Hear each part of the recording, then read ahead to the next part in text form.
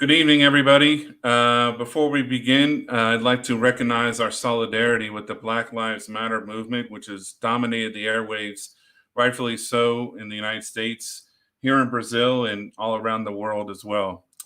As such, we would like to begin with a moment of silence as we attempt to offer our thoughts and prayers to the family and friends of George Floyd and all those whose lives have been touched by unnecessary violence and brutality during these difficult times. So now we will do a moment of silence.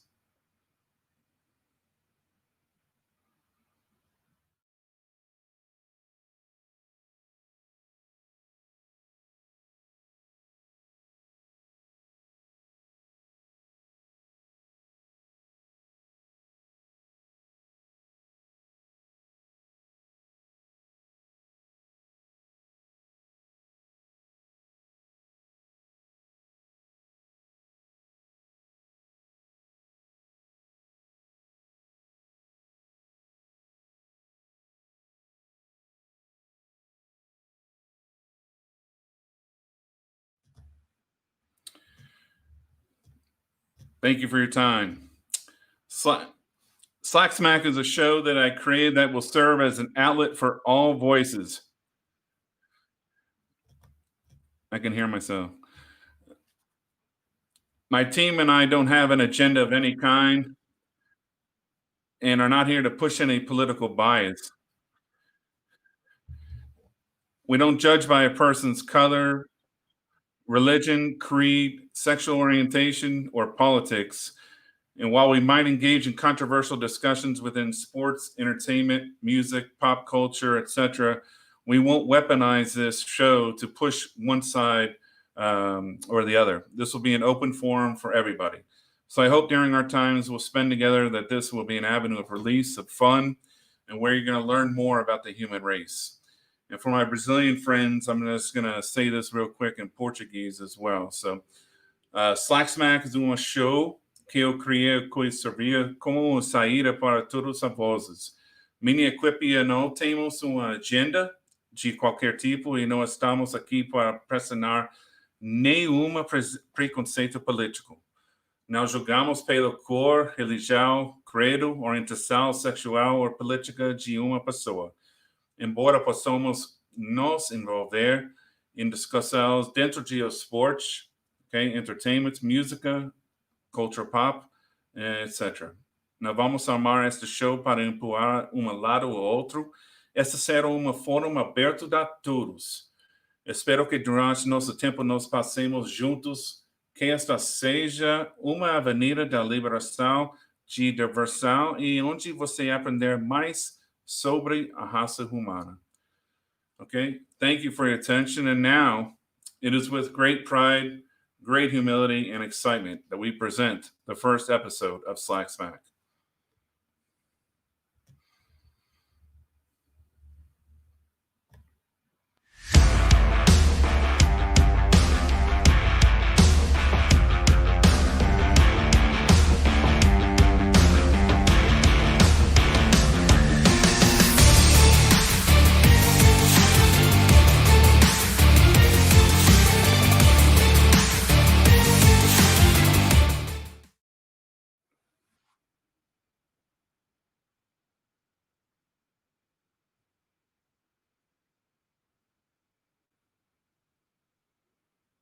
I got you.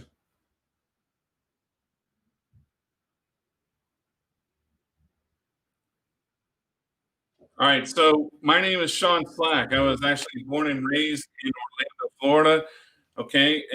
This is an exciting moment for me. I'm just going to give you a little bit of my background, a little bit of my history so you understand real quick about me, about my team, and we'll get into the interviews and the other parts of the show really quick. As I said, I was born and raised in Orlando, Florida. I have a brother who played at the University of Central Florida. His name is Darren. I have two sisters, Kathy and Christy. And we were very active in the Orlando community as far as football is concerned. My father actually served doing a lot of marketing with the Florida Citrus Bowl, working with the Orlando Renegades, with UCF, with the Orlando Thunder of the World League as well, and then of course with the XFL team as well. So I played football also at Bishop Moore High School in University of Central Florida, and then later on, I actually opened a business, but I'll get to that in a second. This will kind of lay down what happened, why I got involved in this, and why we're talking today. I'm actually coming to you live from Sao Paulo, Brazil, where I live now.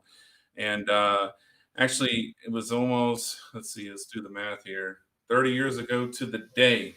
Okay, this actually happened. I was a store manager for Just for Feet, which is a big shoe store in Orlando, Florida, by the Florida Mall. And one day, uh, my manager was telling me to go and search for a way to bring in business because we weren't bringing in sales. And long story short, I chased down a bus full of tourists that happened to be from Brazil, and we convinced them to come over to my store a couple hours later. And they came in and they dropped about $7 or $8,000. It's a true story. Um, Once that happened, the summer rolled around because it was June 9th. This is the exact day right now. We did about $500,000 in sales just from tour groups coming from down here in Brazil and Argentina. So it was an amazing time. And my company actually flew me up to Birmingham, Alabama, which ironically, that's where my partners are also from. And they said, okay, Sean, we want you to go ahead and do this for Miami, Orlando, and Las Vegas. I was like, okay. So I became the marketing manager for Just for Feet and started bringing in business all over the country, working with the tour groups. Just to give you an idea, my last year there, that same store did $4.5 million just from groups from Brazil. So that kind of gave me the impetus to open up my own business, in which I did. And we started to help companies all over Central Florida in the United States, working with Brazilian tour operators, travel agencies, and building a lot of bridges. I've traveled to Brazil 178 times, according to my visa. And I love it down here. One of the first people I have to thank to get into this is my beautiful wife, Edith, which I met down here. She's from Bahia. Say hello to her mom and her family. They're amazing people. My son Devin's 2 years old, Brazilian American. Gonna definitely grow up and be a defensive lineman, little stud. But without their help, this wouldn't be possible as well. So through the course of doing this, I also opened up my own magazine, which a lot of you are familiar with. We did a lot of different interviews and things with a lot of people interacting with the Brazilian market, people like Kaká, Marta, Anita, Paulo Fernandez, many different people. And it was really a lot of fun. Unfortunately, when the market crashed in 2009, and a lot of different factors played in, we weren't able to maintain and continue the magazine. So I've actually been working as a translator down here from Portuguese to English, working for a company on Avenida Police to translate documents, and that's why I'm still here. So I love the country of Brazil. It's my I really have a lot of fun down here. It's a great culture, great people, and as you'll learn today, they have a tremendous appetite for sports. They have a tremendous appetite for anything American. If you watch TV down here, they love all the TV shows. They love the series. They love Netflix. So we're going to spend some time on each show talking about the Brazilian culture and how it plays in. We'll talk about sports, entertainment, music, and we're just going to have a lot of fun with it. So this being said, I want to kind of introduce you to my team real quick. Starting off with Renan Domac. He's with Agency de Fabula. He does all of our social media, does a great job. He also plays for the Hunters football. He's a big boy center. I want him to come play for me. That's one thing I forgot to mention as well. As you can see, I'm a football coach. I think of one of only a couple down here from the United States. And I'm the head coach of the Joinville Gladiators. So hello to my boys and my team down there. Hope to see you guys soon. But unfortunately, the coronavirus has really affected a lot of things, so we're not able to do much. So hope to see you guys soon. But that being said, let me bring in Matthew Schultz. He's with Digital Motion, and he is the jack of all trades for our company. And without him, let me tell you, none of this would be even possible. How you doing, Matt? How you doing, man? Hey, everybody. So Matthew, real So, quick, if you want to just kind of go through your real quick, tell who you are. Who you are? yeah, absolutely. My name's Matt Schultz with Digital Motion, as Sean mentioned. We are the ones behind the creation of the intro and a lot of other things in the background scenes with Slack Smack, and we also provide services for a lot of um, a lot of medical groups right now. We do presentations. We take them virtual. We put them on platforms to where they're able to be seen, not just using Zoom, but a little more graphical. And we've designed a few apps that are helping us out in the long run with the technology. So if anyone would like to get a hold of us, definitely look us up. Our website is www.digitalmotionav.com, and you'll be able to find out more about us there. Fantastic.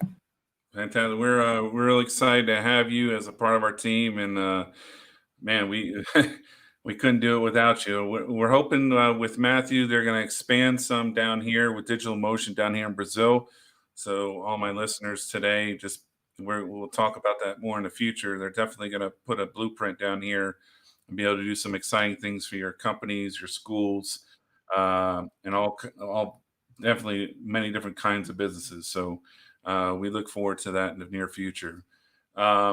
Another partner of mine is the man behind it all, Mr. Emery McCharge. He's the VP of Operations, an amazing guy. He really was kind of the impetus to help this along. The coronavirus kind of forced everybody to kind of go in hibernation for a little while, but everything happens for a reason, and we're able to meet up and kind of link together. So between Emery, Hanan, and Matthew, things have really exploded and taken off real quick. So Emery, it's good to have you on. Why don't you tell everybody where you're from and what you're all about as well? Absolutely, man. I appreciate it, Sean. And like Sean said, we're so thankful to have such a great team with Hanan and with Matt. We couldn't do this without you guys. So it's a team effort for sure, man. I appreciate you bringing me on, Sean, and it's a pleasure to be here. This is going to be an epic show, and it's going to be something I think is going to take the market by storm. So I'm very excited to be a part of it. But yeah, I just tell you a little bit about myself. I have a little bit of a football background. I played in Bogota for a few years. I played this past year actually with the Bogota Pumas. So I love football, man. I'm a big football guy, and I have some familiarity with South America. So that's kind of cool. We have that connection, being Sean. I also have a podcast. Podcast is called the Winning Ugly Podcast. It's on iTunes. It's on Spotify. It's on everything. If you can get a podcast, I'm on it. But the show is basically, like it says, winning ugly. Life's tough. So we interview people and we have them share their ugly story, tough times they've been through, and how they persevered to get to that winning side. Because a lot of times in life, people see a successful person. They think, oh, look, he's successful.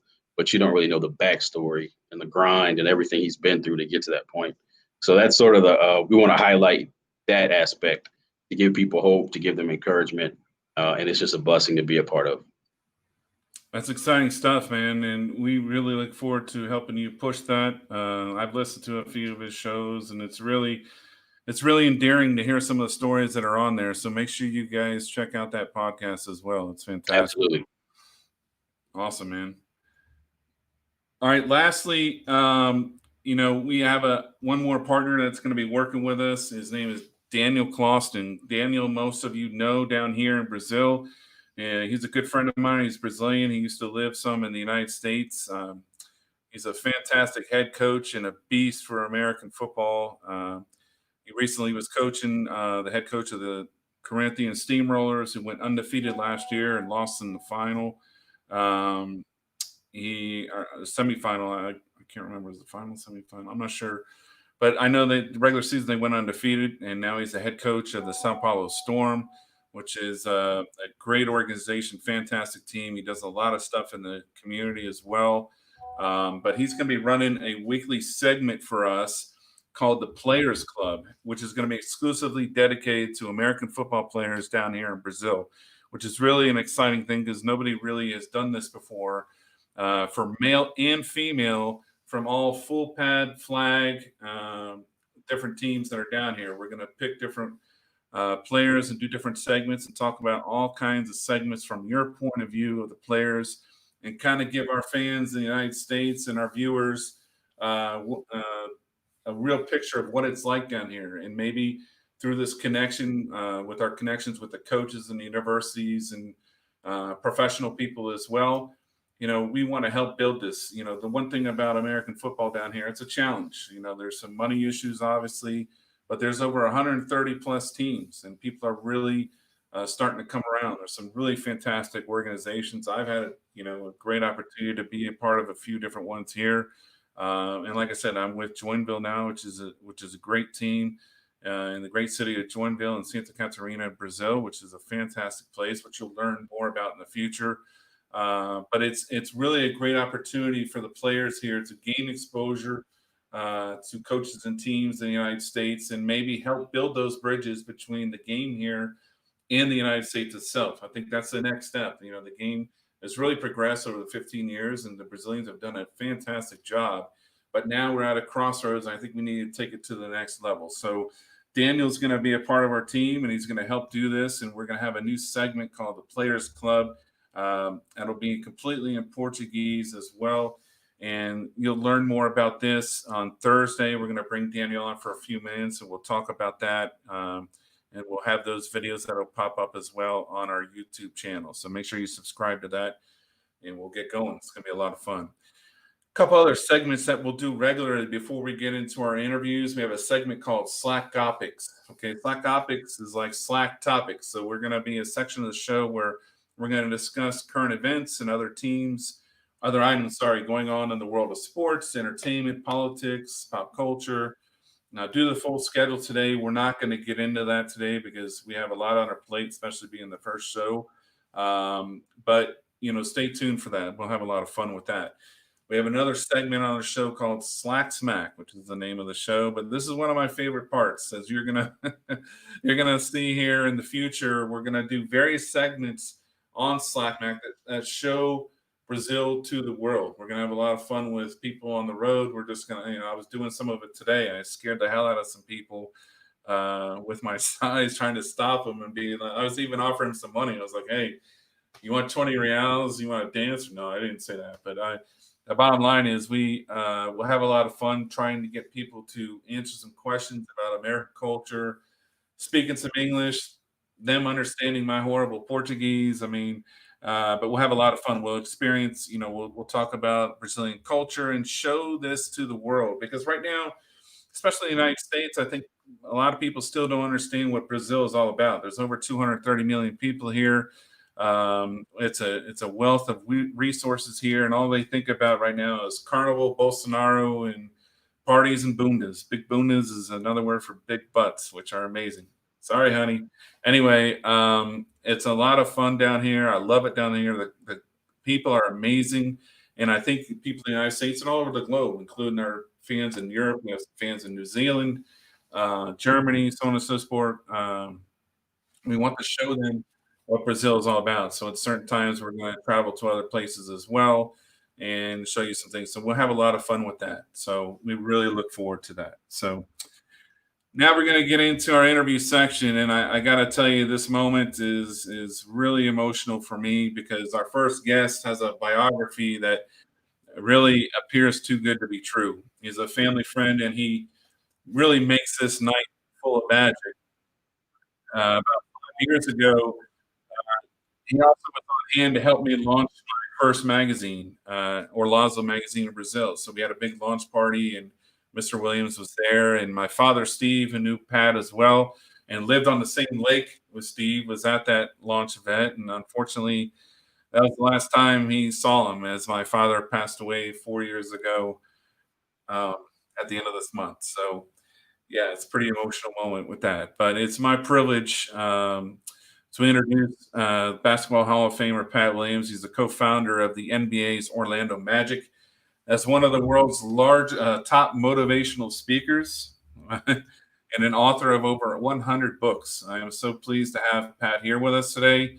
Pat has been a general manager with NBA teams in Chicago, Atlanta, Philadelphia, Orlando, and working with some of the greats such as Dr. J, Grant Hill, Charles Barkley, Shaquille O'Neal. 30 of his teams have gone to the NBA playoffs. 6 have made it to the NBA Finals, and his 76ers team won the NBA title in 1983. So from 1996 to 2011, Pat actually completed 58 marathons, okay, including the Boston Marathon 13 times. 2011, he was diagnosed with multimyeloma, which is a form of blood cancer, but thankfully it's in remission and he's fighting that battle. So as if that wasn't enough, Pat and his wife Ruth are parents of 19 children. 14 of those adopted from 4 foreign countries. 4 of those children are actually Brazilian, which he recently told me. So we'll talk to him about that as well. And they have 19 grandchildren and counting. So we're going to show you a quick video before we begin. This video was a clip from the 1993 NBA Draft Lottery. Okay, in the NBA, a collection of the worst teams participate in a lottery. So a ping pong ball is dropped into a large container, and they're all mixed together. And the team with the worst record the previous year has the greatest chance to win, as they will have the most balls in the lottery. Well, in 1992, the Orlando Magic won the lottery, and general manager at the time, Mr. Pat Williams, drafted Shaquille O'Neal. Awesome pick, okay? And then the next year, which is where this clip is from, the Magic did not have the worst record, but somehow, magically, they still won the lottery, which ended up with the Magic eventually, through a trade with Gold State with Chris Webber, we end up landing Penny Hardaway, and the rest was history. So let's see that moment when Pat Williams entered Magic and NBA lore forever. The teams that have the first 3 picks in the 1993 NBA draft, the teams that really are going to love this game. The 3rd pick in the 1993 NBA draft goes to the Golden State Warriors. Philly or Orlando? Philly or Orlando? The 2nd pick in the 1993 NBA draft goes to the Philadelphia 76ers. Unbelievable. And believe it or not, the first pick in the 1993 NBA draft goes to the Orlando Magic. Come on up. This is in the category of go figure. The number 1 pick last year with Shaquille O'Neal almost made the playoffs. This year, 1 ball out of 66 in the hopper, and they get the number 1 pick. When we come back, we'll talk with Pat Williams. Assuming he can get his bearings soon enough, that's next.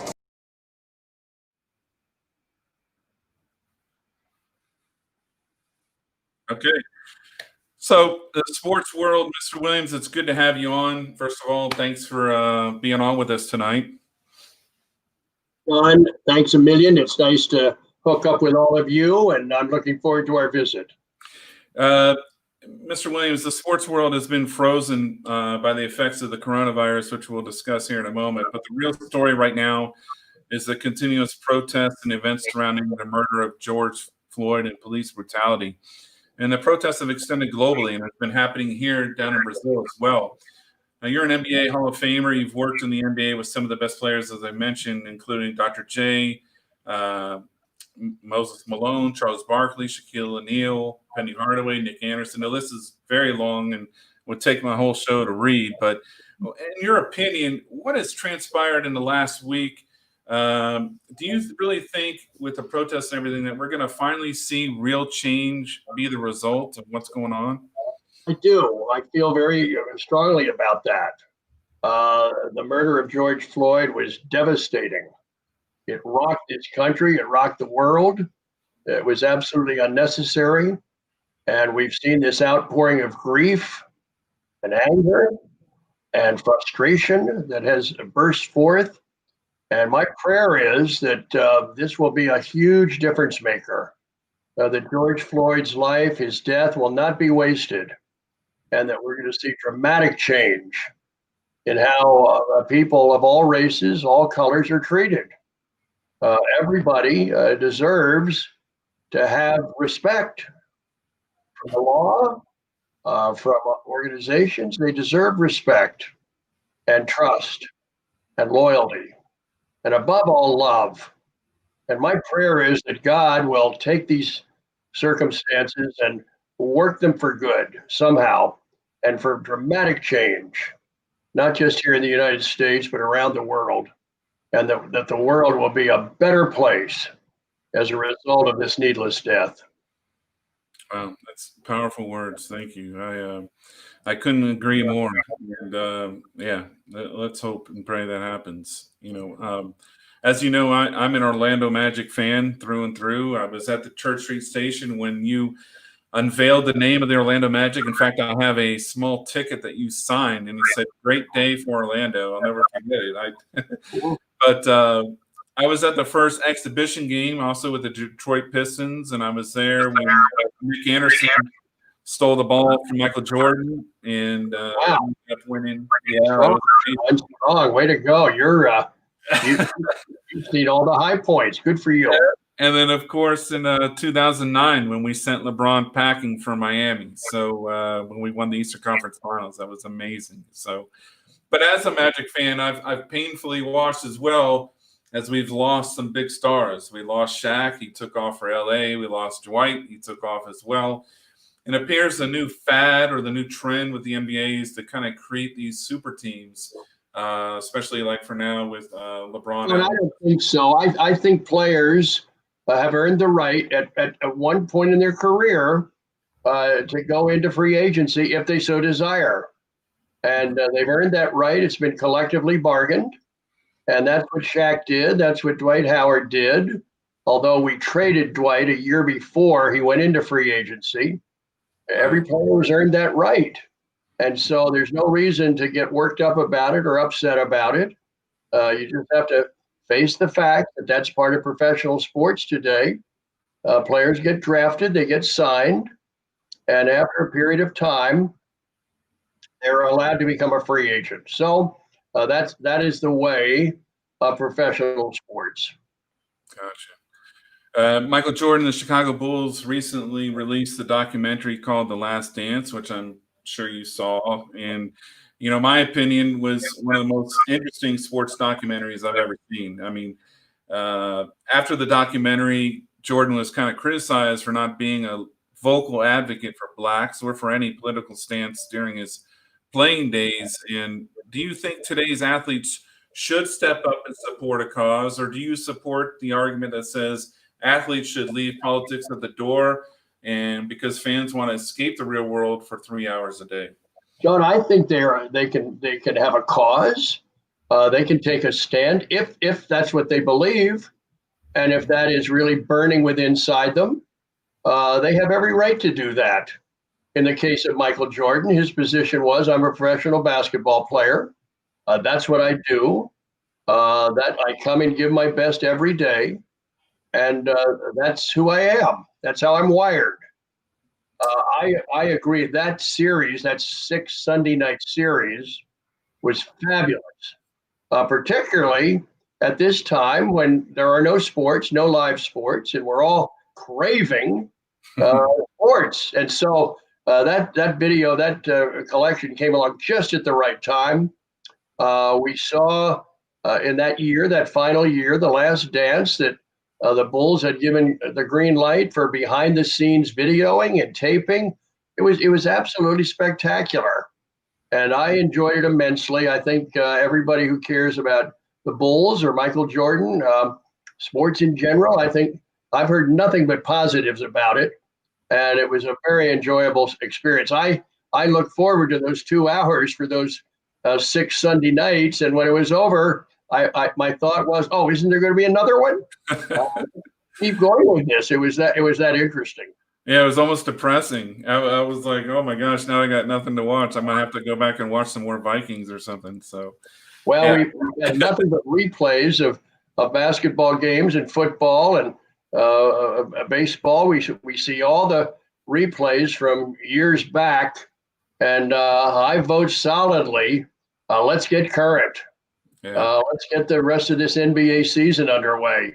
Let's get Major League Baseball going again if they can resolve all their differences. And from what we're hearing, it looks like the NFL is going to start on time. They were the only team currently that was not impacted by the pandemic. So hopefully, come September, they can get their full season in. But we're ready for sports again. We've been sitting on the sidelines here too long. That's a very interesting segue into my next question. It's been announced that I believe it's July 22nd.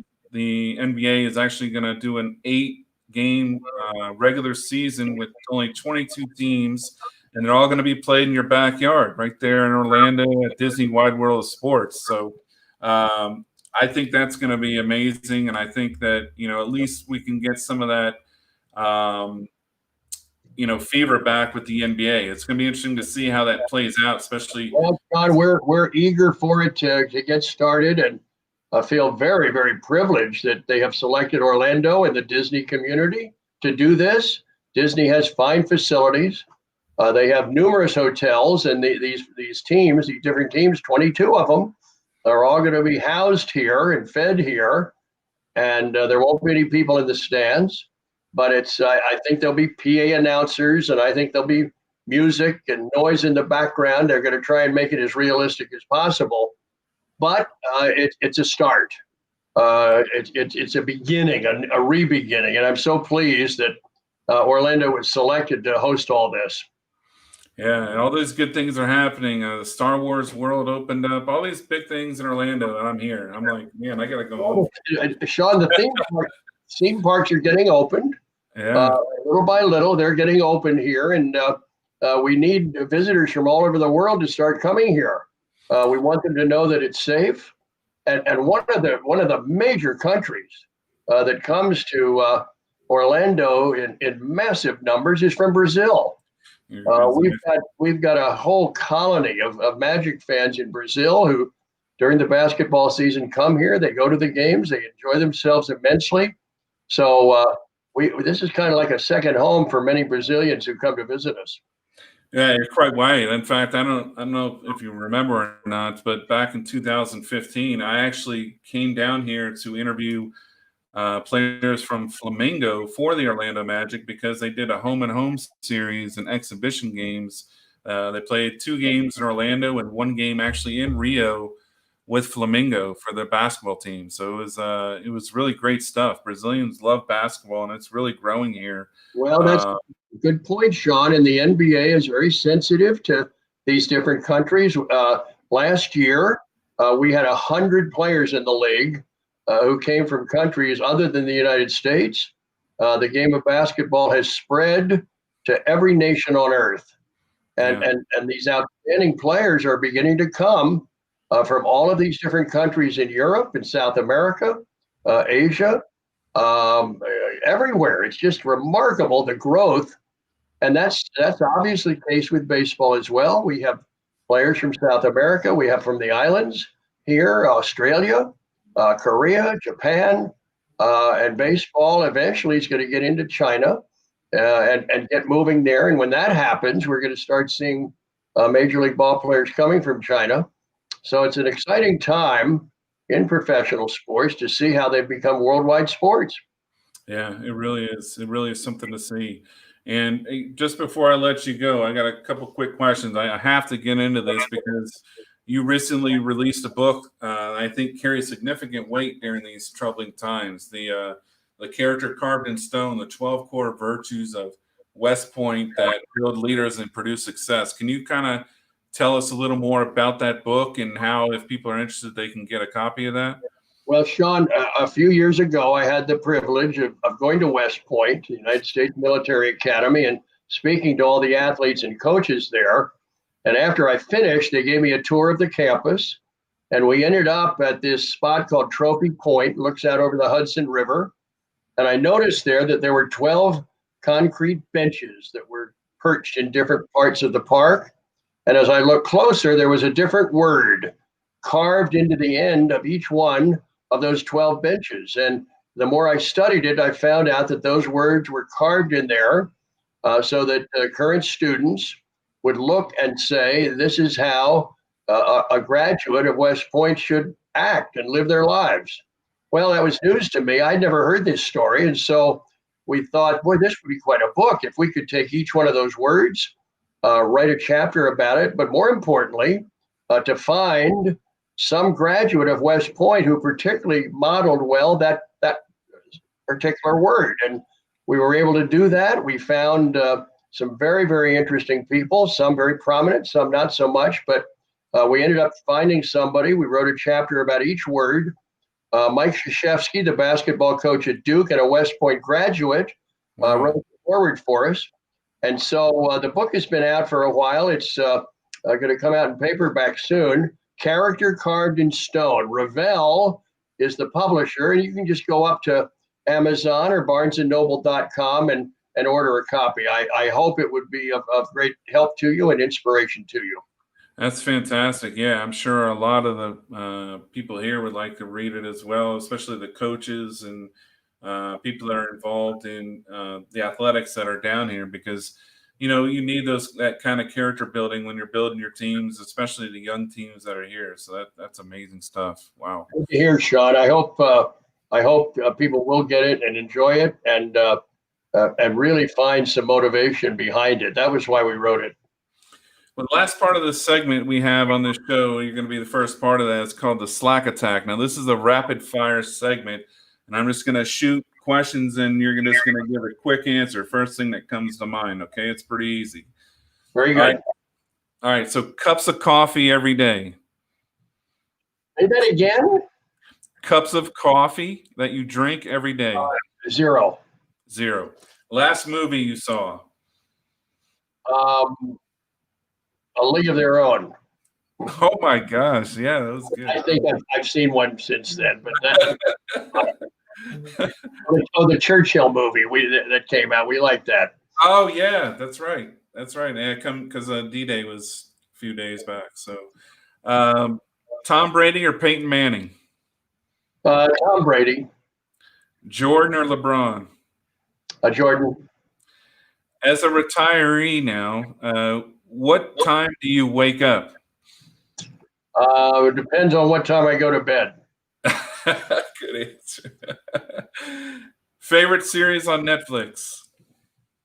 Zero. And what happens first? My Tampa Bay Bucks or the Magic win the Super Bowl, or the Magic win the NBA title?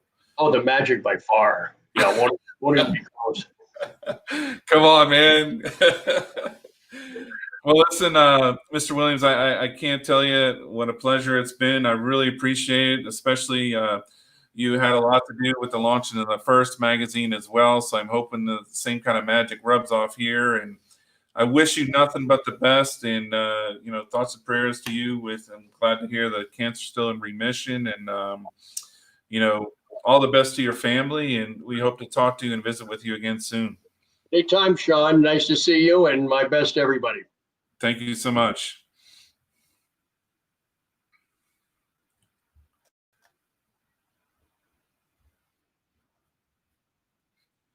Wow, that's all you can say about talking to a man like that. Mr. Williams has been a family friend, and he's the history that he is. His biography just reads like a book in itself. It's really hard to believe. The man is incredible. One of the things we didn't really get into, again, with his family, he has 19 kids. Okay, 14 of those are adopted. 4 of them are from Brazil. So it really is something amazing. And wow, I'm so thankful to have time to visit with him. He really is an amazing guy, and just turned 80, just retired from the NBA and work in general. And he's written over 100 books, guys. Over 100 books. I don't think I've read over 100 books. So that really is amazing stuff. So it's a great segue because now we're gonna get into our next interview with Mr. Paulo Mancha. And Paulo, I apologize. I'm not Brazilian, but I'm acting like it today because I know we're a little behind.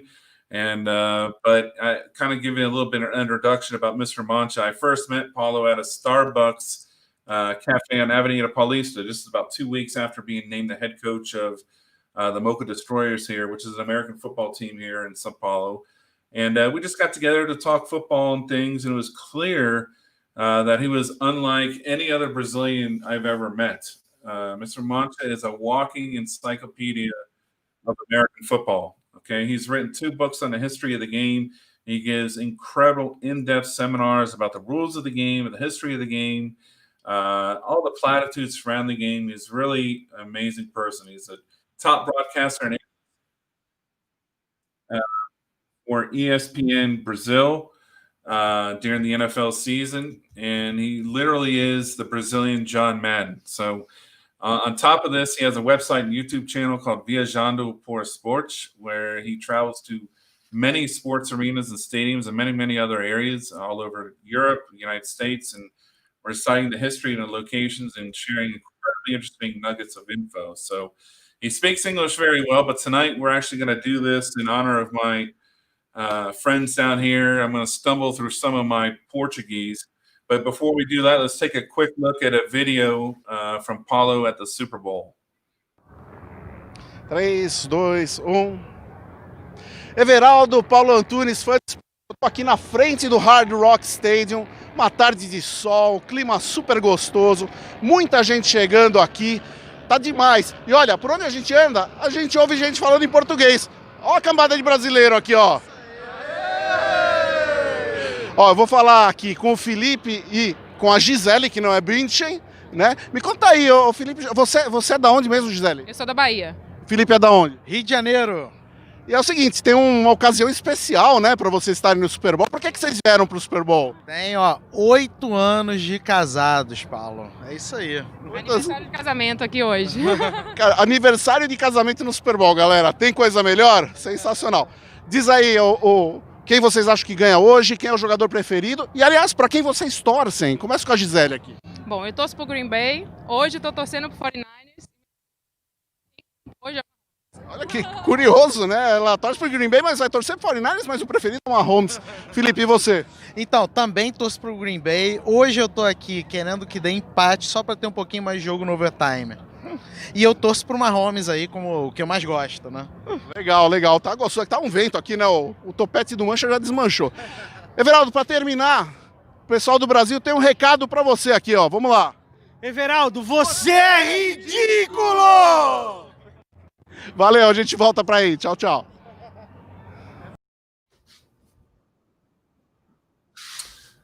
Paulo, há alguns anos, quando me dei uma oportunidade de treinar aqui, lembra-me de sentar com você em um Starbucks e conversamos sobre futebol durante a hora mais rápida de todos os tempos. Você escreve 2 livros sobre a história do jogo e você tem muitos seminários por ano discutindo como o jogo veio a ser. Por onde começar sua paixão pelo futebol americano? Bom, em primeiro lugar, é uma honra estar aqui no programa, o primeiro, né? Primeira edição. Exato. Poxa, já nos conhecemos há algum tempo, né? Ele citou, nos encontramos no Starbucks uma primeira vez, batemos lá um papo muito gostoso sobre o futebol americano e desde então temos conversado muito. E respondendo a sua pergunta, assim, o futebol americano começou a ser mostrado no Brasil, teve uma primeira fase lá no final dos anos 60, com o Walter Silva, com o Thomas Noonan. Depois, no final dos anos 80, foi quando eu tive o primeiro contato com o futebol americano aqui no Brasil, quando o Luciano do Vale, na TV Bandeirantes, transmitia ali o videotape de alguns jogos da NFL. Mas naquela época eu não gostava muito, não, para dizer a verdade, não ligava muito para futebol americano. Quando a ESPN começou no Brasil em meados dos anos 90, coach, é que um dia eu sentei na frente da televisão e falei assim, deixa eu tentar entender esse jogo aí. deixa eu tentar, porque para mim parece uma pancadaria. Deixa eu tentar ver por que os americanos gostam disso.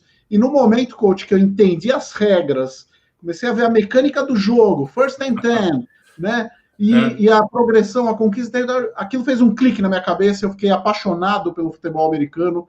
Aquilo, eu estou falando de mais ou menos 1996, 97. E aí eu comecei a assistir os campeonatos e estudar o assunto. Aí em 2002, por sorte, numa viagem de trabalho, eu fui parar em Cleveland. E eu falei, puxa, eu tô do lado do Hall da Fama aqui, né, que é em Canton. Isso. Eu aluguei um carro, fui até Canton. Quando eu vi o Hall da Fama, eu vi que além de me apaixonar pelo esporte, eu me apaixonei pela história do esporte. Porque eu não tenho dúvidas de que o futebol americano é o esporte que tem a história mais rica dentre todos os esportes que existem. Eu não conheço nenhum esporte cuja história se interrelacione com a história de um país, como é o futebol americano com a história dos Estados Unidos. Desde Walter Camp, introduzindo no futebol americano o conceito de organização, planejamento e conquista de território, que era o conceito do país Estados Unidos pós-guerra civil, ali nos anos de 1870, 1880, até o futebol americano nos dias de hoje, a influência da Segunda Guerra Mundial na mudança das regras, enfim, é muito apaixonante a história do futebol americano. Eu vi, todo o tempo eu vi você, quando fala muito pessoas sobre eventos e outra coisa, sua paixão do jogo é evidência, é incrível. Ontem, a BFA e outras ligas aqui em Brasil anuncia não mais continua futebol americano neste ano. E ele sabe, 2, 3 semanas passaram, você muito, como fala, adamant about falando não mais quer pessoas considerar jogo com coronavírus. É ridículo. Eu lembro, você posta muito no social media, fala, não considera isso, você não precisa, vai próximo ano, e finalmente ontem eles falam isso. Qual a sua opinião, eles, decisão e, como coisas aumentam para o Brasil próximo ano, você acha?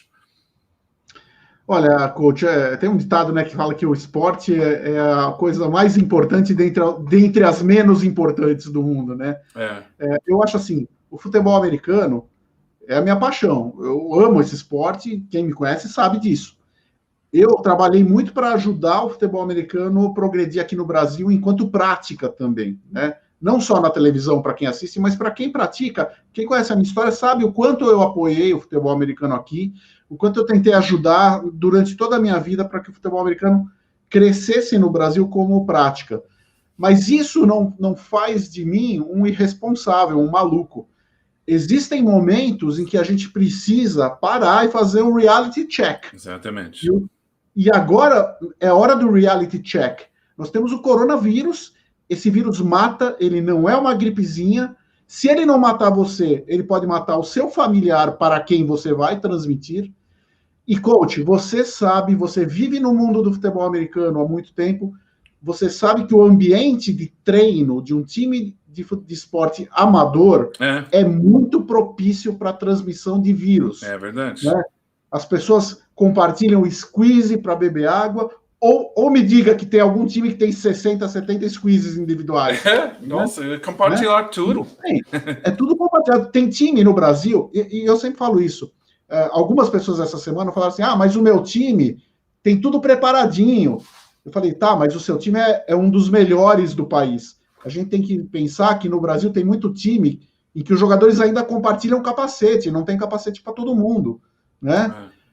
Então, o ambiente de um treino e de um jogo de futebol americano amador, vamos falar, eu estou falando de esporte amador, Sim. É muito propício à transmissão de um vírus como o coronavírus. Então, não dá para apoiar, nesse momento de crescimento da epidemia no Brasil, uma volta de um esporte amador. Os times não têm protocolo, eles não têm como fazer testes. Tem time que não vai ter como dar água individualmente para cada jogador no treino, né? Fora que o treino em si, você sabe, linha de scrimmage, Offensive lineman, defensive lineman, um respirando forte na frente do outro, né? Dando pancada, caindo em cima. É gotícula, é saliva, é respiração. E para quem não acredita nisso, coach, basta ver aquela cena famosa que a gente vê no futebol americano no inverno nos Estados Unidos, na NFL, Sim. a linha de scrimmage, offensive lineman e defensive lineman, é aquele vapor do calor saindo no frio, né? Right. Que forma. O vapor não está indo forte, envolvendo todo mundo. Exatamente. No calor, ele só não aparece, mas ele está indo também. Então, as pessoas estão respirando o mesmo ar, estão se contaminando ali. Não dá para voltar o esporte nesse momento. Nós vamos ter que esperar aí até o ano que vem, né, para que a pandemia seja refreada no Brasil e a gente possa fazer isso com segurança, sem arriscar a vida de ninguém, né? O esporte não pode significar risco de vida, ainda mais o esporte amador que não coloca comida na mesa de ninguém. Tá, eu concordo. Agora sim, porque também da temporadas aqui muito curtir, é muito diferente. Lá da colégio, por exemplo, nós jogamos 12 jogos e depois disso tem a playoff ou a bowl game, so on and so forth. The NFL tem 16 jogos. So aqui you're talking mais ou menos na BFA, 4, 5 jogos e depois você avança, mas realmente agora não preciso. Eu concordo também. A trágica da morte de George Floyd nos Estados Unidos reacendeu a atenção hacia a nossa América, mas também aqui no Brasil, né? Muitos protestos têm acontecido aqui em São Paulo e em muitas outras cidades do Brasil. E racismo é questão enorme aqui. Quem eu conheço por experiência, pessoa com minha família. Minha esposa, ela é negra, meu filho mistura. Mas você acha que brasileiros deveriam estar protestando assim no momento com coronavírus, segundo os médicos, ainda não antiga age? Essa é uma pergunta bem difícil, né? Porque assim, eu sou totalmente favorável aos protestos contra o racismo, contra a violência policial, que existe muito no Brasil também, né? E o Brasil é um país que tem um racismo, ele pode até ser um pouco diferente do racismo que existe nos Estados Unidos, mas existe racismo no Brasil, sim. E a gente precisa reconhecer esse problema e a gente precisa endereçar o problema do racismo no Brasil. Então, eu sou a favor de qualquer manifestação contra o racismo. Mas nós vivemos um dilema nesse momento, né? Porque a gente quer se manifestar contra o racismo, mas ir para a rua nesse momento, formar uma multidão é perigoso, né? Então, talvez a resposta nesse momento seja cada vez mais as pessoas usarem a criatividade e a tecnologia, que é o que a gente está fazendo aqui agora, né? Eu tento buscar a cada dia um modo de pensar assim, como é que a gente pode ajudar o nosso país apontando os problemas governamentais e tudo mais, sem necessariamente precisar ir para a rua, que agora está um perigo, né? Então, essa é uma reflexão que acho que todos nós temos que fazer. Ir na rua levantar cartaz é legal e tem que ser feito. Mas a gente tem outros mecanismos hoje em dia também, como a internet. Então, vamos usar a nossa cabeça, vamos usar a nossa criatividade para protestar na internet. Em minha opinião, é muito difícil ver isso, porque viu isso nos Estados Unidos também. Tem muita gente que vai às ruas, em muitas cidades, muitas coisas, mas eles falando, você precisa ficar 1 metro, você tem que máscara, e você vai protestar e não sei, causa mais problemas ou não. Vamos ver. Agora é muito difícil a situação, especialmente lá. Mas espero que tenha muita mudança para isso, porque é muito trágica mesmo. Tá, moving on. Duzal, você sabe, Duzal, ele jogou aqui com Galo e outros times, nascido aqui no Brasil. Jogou no sistema, fez parte do elenco de treinos do programa internacional de 4 times da AFC East, português para Miami Dolphins. And he's on the practice squad with the Miami Dolphins now. And também tem havido alguns kickers jogando da NFL, por exemplo, Carlos Santos. Ele joga Tampa Bay por pouco tempo, the Rams, I believe the Jets as well. But como técnico aqui, eu vejo o nível de competição e vejo instalações, etc. aqui. Em Brasil, is the third largest, the third, I don't sei, maior mercado de televisão de futebol americano. E ainda assim, a NFL e NCAA não levantaram um dedo para ajudar a fazer o jogo crescer.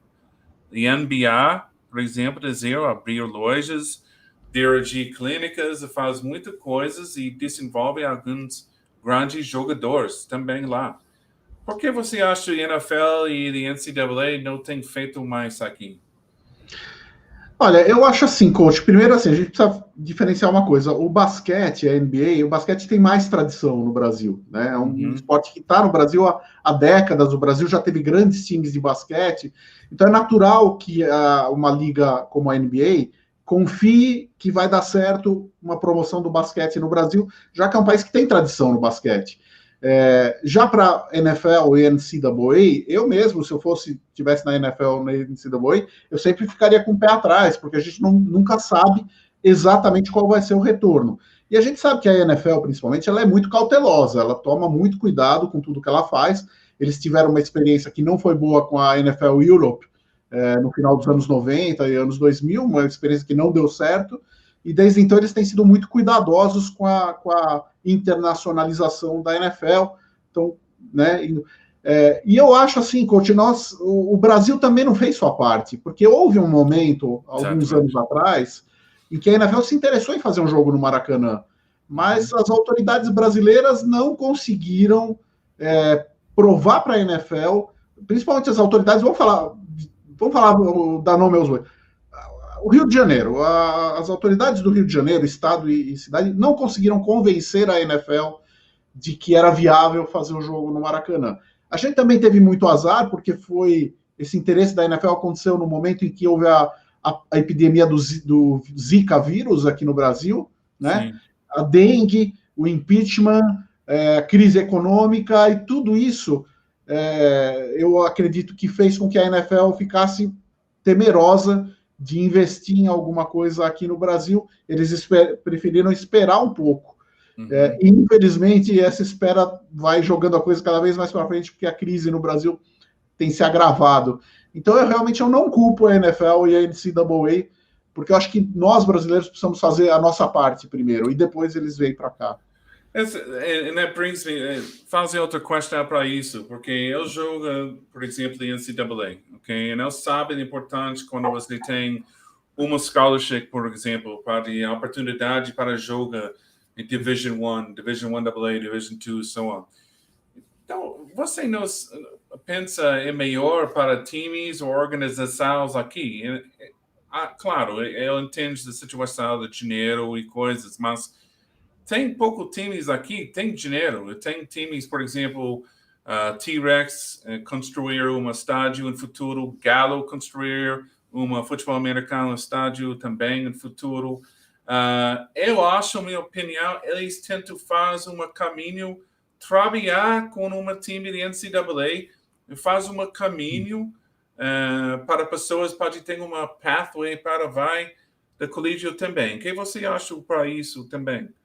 Eu acho que seria uma ideia excelente, né? Haver algum tipo de convênio entre os times de futebol americano do Brasil, principalmente os mais bem estruturados, como você falou, T-Rex, Galo, Corinthians Steamrollers, o Gladiators, enfim, esses times, o João Pessoa Espectros, né? Times Flamengo, Flamengo. Esses times poderiam fazer quer dizer, seria muito interessante se acontecesse algum convênio desses times com algumas universidades americanas, porque de repente algum jogador pode conseguir realmente o scholarship e os jogadores que tenham mais.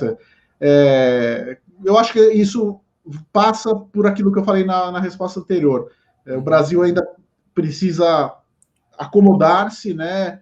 Retomar um crescimento, uma normalidade política, econômica e sanitária, e aí essa ideia sendo apresentada às universidades americanas poderia dar muito certo, sim. Eu sou favorável, eu acho ótimo. Eu acho também. E, além de ser um author e anunciante do sucesso de ESPN, você tem Também tem uma site canal chamado Viajando por Esporte. Eu não sei eu falar correto, mas eu tento. É muito interessante. Nossa, você pode nos falar sobre isso e com certeza você pode mostrar aos nossos telespectadores sua amiguinho que você traz consigo. O Parmesolino, tá aqui, ó. Ah, sim. Opa. Peraí, que soltei aqui o fone de ouvido, peraí. Então, esse Ele aqui tem um nome? é Parmesolino. O queijo parmesão, de Parmesan cheese. Parmesan cheese. É o Parmesolino. Look at me, you know I know all about Parmesan cheese. So. O Parmesolino, ele viaja comigo pelo mundo inteiro, ele já foi para mais de 50 países, né? Sim. As pessoas gostam muito, quando eu faço minhas viagens, que eu poste as fotos dele na internet e no site, né? Ele é mais famoso do que eu, né? É muito legal, muito legal.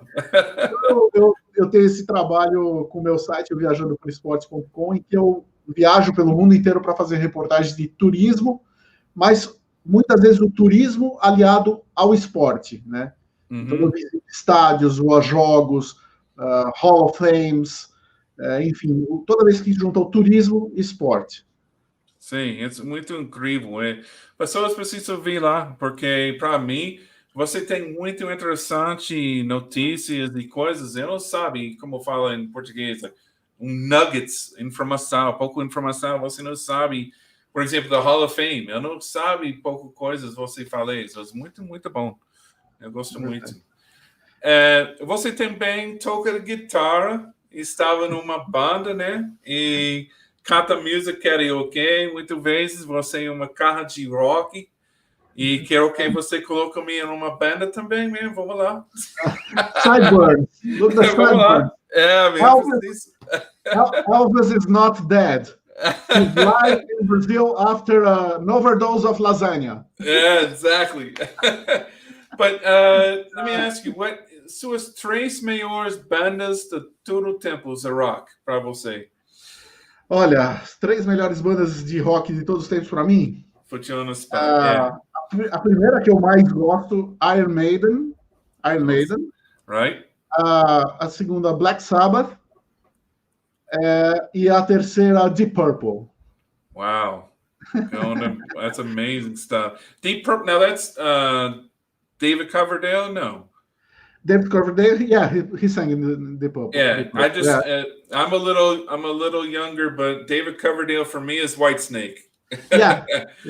So it was amazing. I saw him in Orlando with Whitesnake and Stevie Vai. It was muito bem. Stevie Vai is one of my idols because I play the guitar. Yeah, so, I know. I love Steve Vai, Joe Satriani. My guitar is the Joe Satriani model from Ibanez. Wow. So I love Joe Satriani, his solos, and well, great. Okay, just a couple more questions. Dois mais perguntas. Pode você vai. Eu sei você é muito ocupado, mas primeiro preciso ver, olha. Tom Brady in the house. Eu acho do primeiro Buccaneers jersey aqui. The Tom Brady, World Champion Bucks. Olha. Você sabe, tem ele agora, Gronkowski. No ano passado, eles perderam 7 jogos para uma posse. Tiveram uma número 1 defesa corrido. Tem o sack leader, número 1.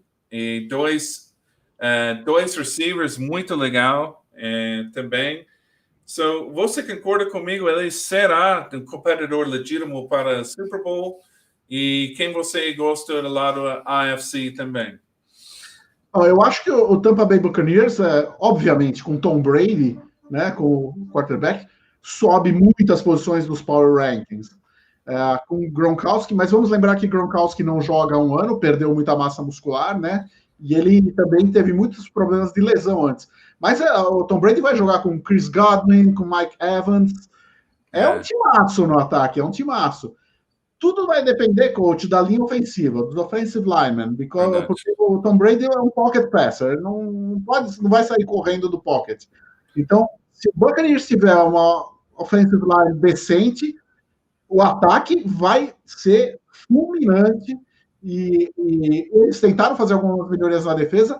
Eu acredito que o Buccaneers pode sim chegar aos playoffs e ter muitas chances de chegar pelo menos à final de conferência, né? A gente sabe que a NFC é difícil, tem 49ers, tem Saints, tem muito time bom na NFC. E do lado da AFC, para mim, o grande time ainda é o Kansas City Chiefs, né? Com Patrick Mahomes, Tyreek Hill. Agora eles, no draft, trouxeram o Clyde Edwards-Helaire, né? Do college football.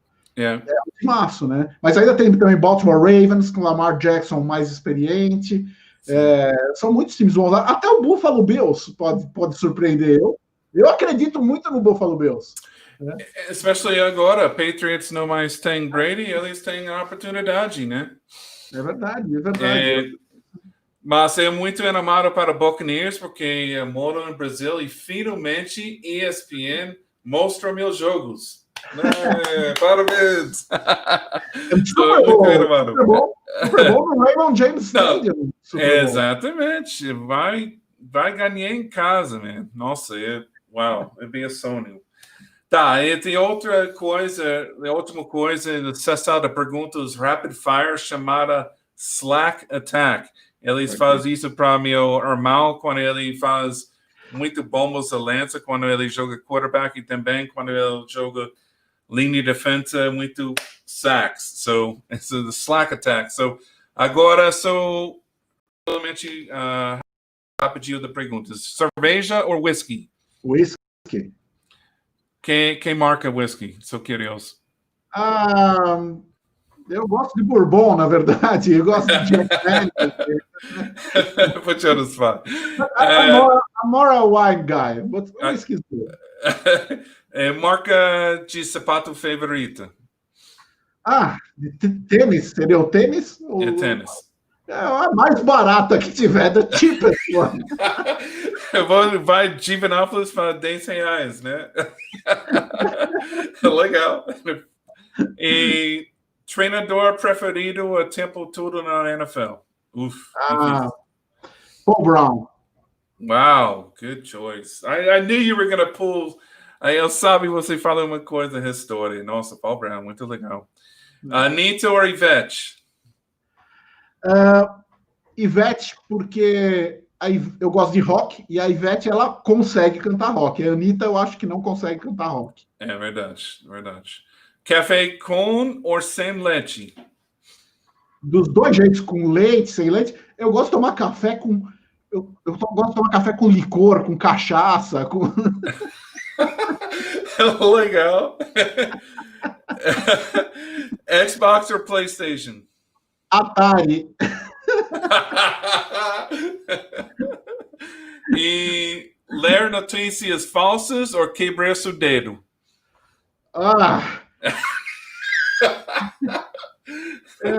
Eu prefiro ler notícias falsas, porque é mais fácil de me recuperar. Se eu quebro o dedo, leva um mês. Nossa, falsas notícias, eu pode fazer uma show só para isso. Meu Deus do céu. Nossa, Paulo, muito obrigado. É muito honra pegar você da primeira vez, do primeiro show da Slack Smack. É muito animado você vai aqui e espero no futuro pode durante da temporada e NFL pode falar com você demais. Com certeza, estou à disposição e desejo muito sucesso pro Slack Smack. Awesome. Muito obrigado, man. Boa noite. Boa noite. Tchau, tchau.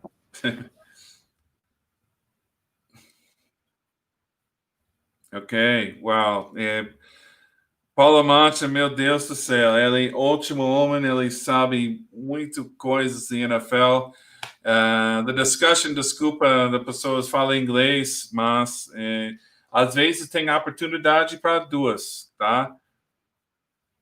Me? Okay, so it's really a good opportunity. Paulo's an amazing guy, knows a lot about football down here. And it's always good to talk to him. He knows so much football. It's unbelievable. All right, moving right along. Got an echo. Our next guest is a fellow UCF player and serving as the quarterback of the UCF Knights.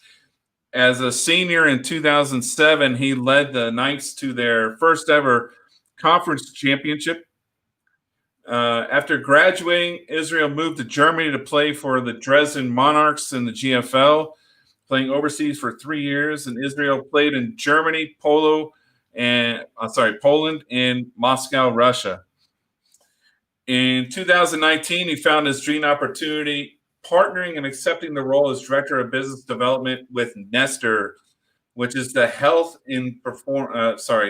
Health and Performance. It's the first neural strength. Now follow me on this one because I'm a lineman, so I don't keep up with this too well. But first neural strength company to leverage the science of neuroplasticity to successfully apply multi-neural systems proprietary training method in the area of brain health, mental wellness, and human performance, which in part results in what they refer to as exponential plasticity. So for the past decade, Kyle has been a part of the Central Florida radio and television community and working as an analyst and radio host with ESPN Radio, along with weekly appearances on Spectrum Sports.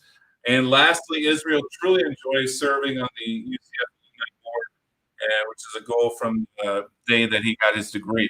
Now, the clip that we're about to show is a clip from the very first game in the new stadium in Orlando, Florida. This is called the Bounce House in Orlando, Florida, on the UCF campus. Now, when I played and when my brother played, we used to play in what's called the Florida Citrus Bowl, which many of you here in Brazil have seen, and everybody in Orlando pretty much knows what it is. That's a 65,000 seat stadium in downtown Orlando. So just in 2000, I believe it was 2006, 2007, when they opened the new stadium on the UCF campus. Now, again, when I played, this stadium was all forest. We used to actually run and train there, but now they have an entire facility, an entire training facility with the whole athletics area for training with weight training and so on and so forth. So it really is an amazing spot, and it's really an incredible situation. So I'm really excited to show you. I was actually at this game when UCF played Texas. Texas was ranked number 5 in the country. Okay. This is a powerhouse team. They had Colt McCoy on there. They had Jamal Charles, who played with the Chiefs. And they were expected to come in and wipe UCF off the map. Unfortunately, UCF ended up losing the game at basically in the last few minutes by 3 points.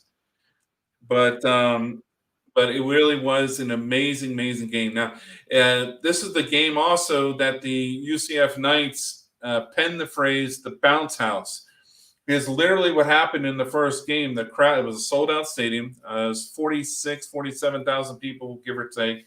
And it's basically metal seating, and they've got different seating and stuff now, but people were jumping up and down, and the stadium actually shook. Now, it still does. Because if you go to a UCF game, they play the Zombie Nation at the beginning usually at the beginning of the game, and the place goes crazy. They're jumping up. It's like and they're jumping up and down. And anytime ESPN or anybody of the big networks go there and they broadcast, they usually show like a cup or a glass or something, and you can see it bouncing up and down. So that's again where the whole stadium shook. So this being the first game, they actually the very next day had to take steel rivets and build more supports underneath the stadium because they were afraid that the stadium was going to collapse and it was going to have problems. So, and unfortunately, the same game, they ran out of water. The stadium didn't have enough water being sold, and it was incredibly hot. It was in August. It was in late August of the game or early September, and it was tremendously hot. It was unbelievable, and they actually ran out of water. So there was a lot of things going on during a national broadcast game, but it turned out to be a big success. You know, Kyle had a great game. Kevin Smith, the running back from the UCF Knights at this game went back and forth with Jamal Charles. I think they both had 2 TDs, or I think Kevin Smith had 2 TDs and Jamal Charles had 1, but he broke off a 46-yarder towards the end of the game to kind of put it away. But it really was the beginning of taking UCF to the next level. It was really something to see. So I'm really happy to kind of show you this, and you kind of get a feel for the crowd. This clip is actually from the fourth quarter where UCF takes the lead against Texas. David Norrie here in Orlando, 4th down and goal just inside the 2. David, just talking about a moment ago, this is a first guess, I guess, on both our parts. Disagree with the decision to go for it on 4th and goal. After losing yards on 3rd down from the 2-yard line, I don't like it. But again, it's a non-conference game. O'Leary rolling the dice. And he brings Israel at the goal line. Does he get in? Well, they make us look like dopes with that decision. Touchdown. Kyle Israel ties the game early in the 4th quarter. And you certainly can't accuse that coaching staff and George O'Leary for not playing to win.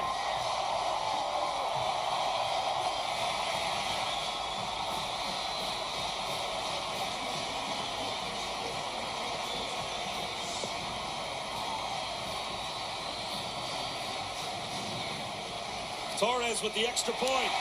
It is good. Central Florida has the lead early in the 4th quarter. An 8-play, 65-yard touchdown drive after the interception. So now Mac Brown has to try and rally his troops on the Texas sideline. I guess congratulations to George O'Leary, as we were both first guessing that decision. He goes for it on 4th and goal inside the 2, and they score. Well, and I think there are a lot of head coaches out there that would cut the lead to 3. You can go either way on it, and I don't think we're wrong in saying play conservatively there. But then again, this is a non-conference game. 13 minutes to go. George O'Leary decided to roll the dice, and let's face it, Texas's defense has not solved Kyle Israel keeping the football and running.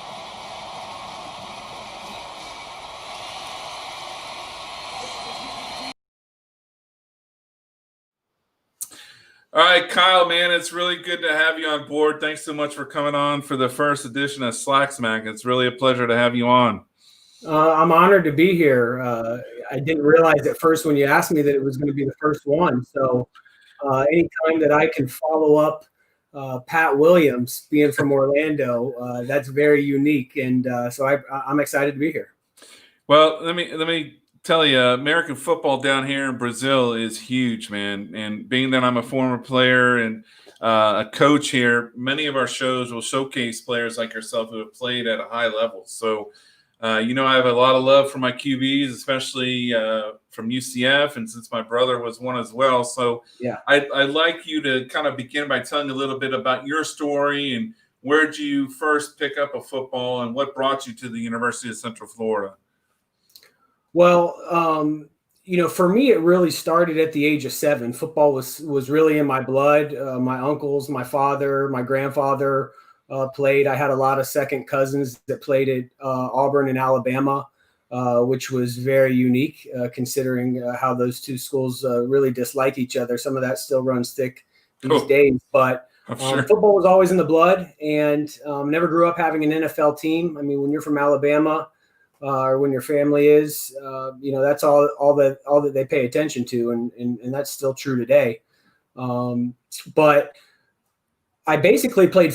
They essentially asked if anybody could throw the football, and I knew that I could at least throw, but I really had never intended on playing quarterback. And one thing led to the next, and our freshman football team went undefeated, and ended up on varsity later that season. And from that point on, was a starting quarterback at University High School as a sophomore, junior, and senior, and played baseball as well. Baseball was a sport that I loved. And really, it's so funny that I happened to be on your show because your brother, Darren Slack, when I was in 9th grade, 10th, 11th, and 12th, I would say was probably the most instrumental person from a quarterback fundamental perspective in teaching me how to play the position. He had the biggest impact without a doubt on my career.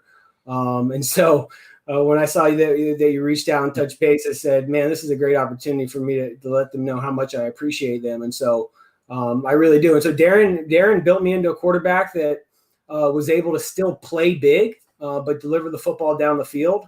And so I went through those 3 years at university. We kind of had some success there in East Orange County that we had never had before. We weren't really known as a football school. We made it to the playoffs 2 out of the 3 years that I was playing, which was huge for us. Yeah. And we haven't returned much since that point in time, but it was a great experience. And then for me, the recruiting process kind of felt like it started early. You got a lot of letters, you got a lot of people reaching out, but the offers came later for me. And when it all came down to it, was really the last two were Florida State and UCF that I was in consideration for. And that was a really tough decision. My high school coach, John Flath, was a left tackle for Charlie Ward at Florida State. So there was kind of this natural connection. And Coach Bowden actually, was the first coach to offer me. And once Florida State offers, a lot of other people start to offer at that point. Yeah. But there was that connection. And then obviously George O'Leary had been hired essentially that season, that off season, a few days. Matter of fact, right when he was hired, he left his press conference and was meeting with me that same day. So it was a very quick transition from Mike Kruzik to Coach O'Leary, and decided to make the decision to stay in town, go 5 minutes away from my home, and play in front of my family and friends.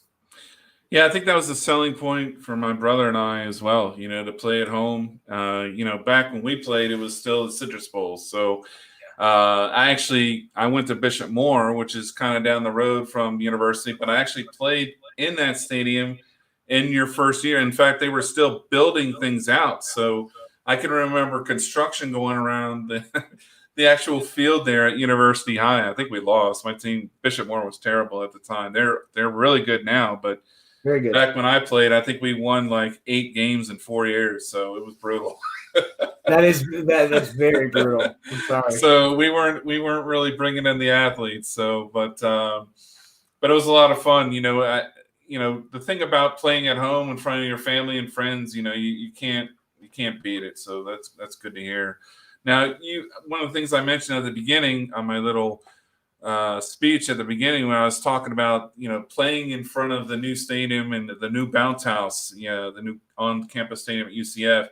And I was mentioning that I was at that actual game with Texas and the clip that we just showed. And I'm not going to talk much about it because I'm sure it's kind of a sore point with you considering you guys lost by 3 points. But it seemed to be a launching platform for not only you, but for the school itself. So what are some of the memories you have of that game? And did you realize that 13 years later, the team would become the powerhouse it is now? Well, the fact that we even had the opportunity to play in that stadium while I was still a student athlete was remarkable. So I'm just so thankful that I had the experience, period. Let me preface it with that, because when Coach O'Leary recruited me, part of our conversation, I can remember my father and I sitting in his office and him saying back, someday you'll come back and help, 10 years from now, you'll be part of the group that comes back and opens this new stadium, and he was talking 10 years away. And with the athletic director, Steve Orsini at the time, and with, the nudge from Coach O'Leary and most importantly, Dr. Hitt having the vision for it, they were able to get that thing knocked out in 3 years.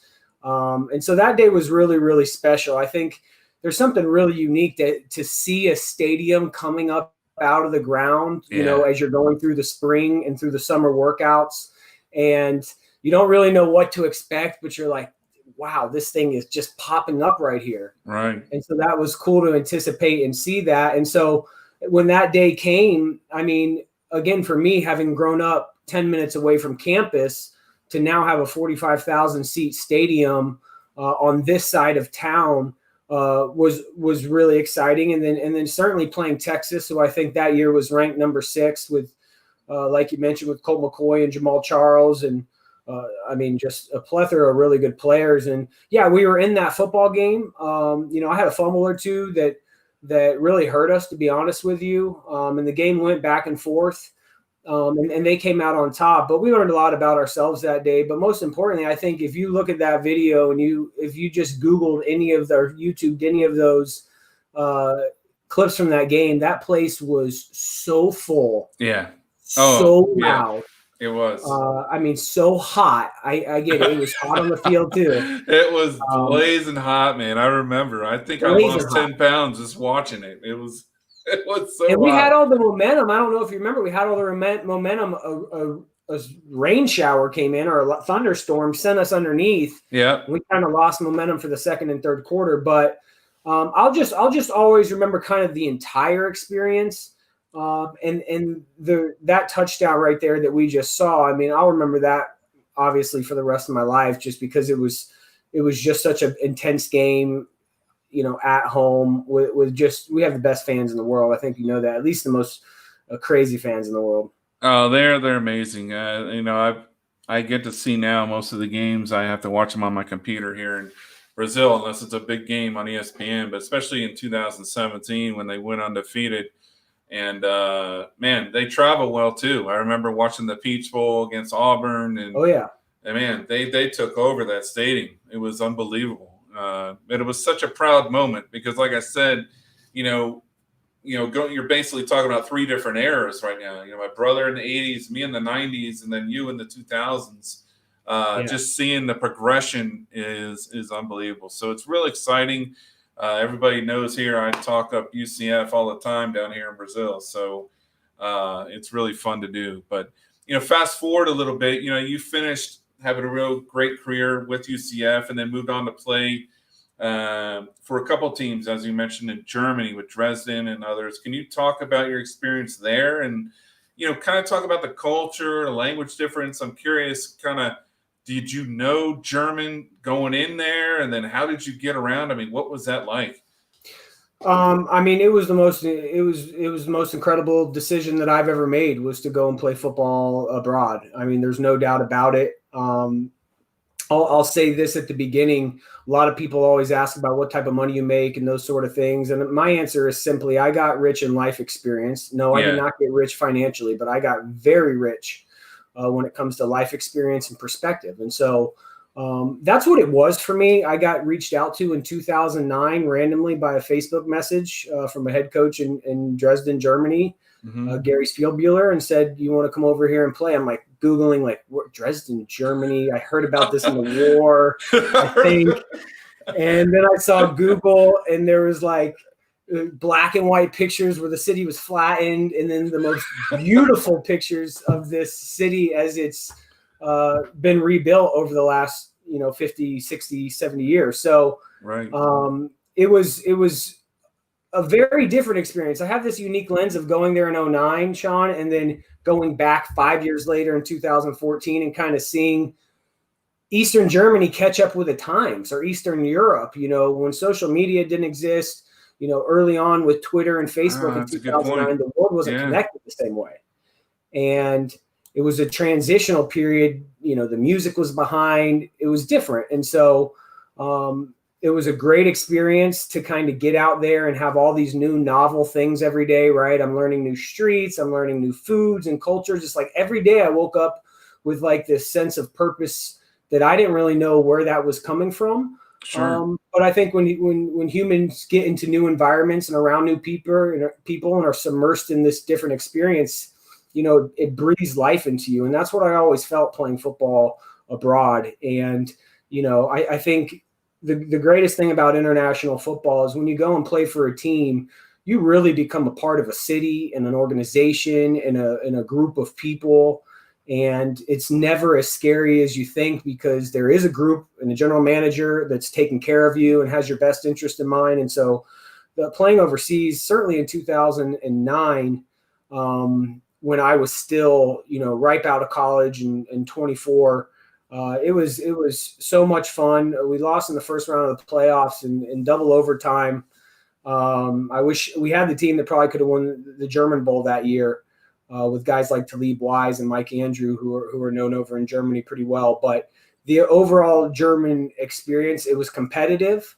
I think it was probably like the good teams were like Division II, maybe Division I AA, really good teams. Now there's a team over there that has like 10 or 11, German players that have played Division I football and come back. And so the game has continued to increase and get better.